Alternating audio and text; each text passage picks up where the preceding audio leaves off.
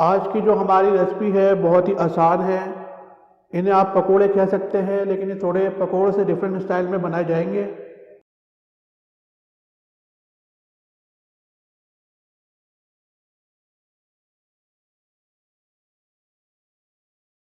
एक आलू, एक प्याज, आधा चाय का चमचा अजवाइन, आधा चाय का चमचा नमक या हस्बे ज़रूरत, आधा चाय का चमचा पिसी हुई लाल मिर्च,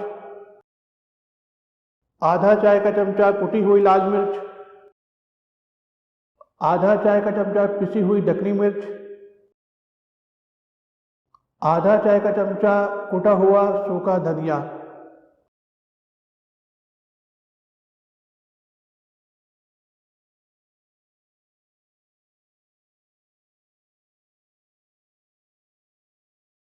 आधा कप बेसन,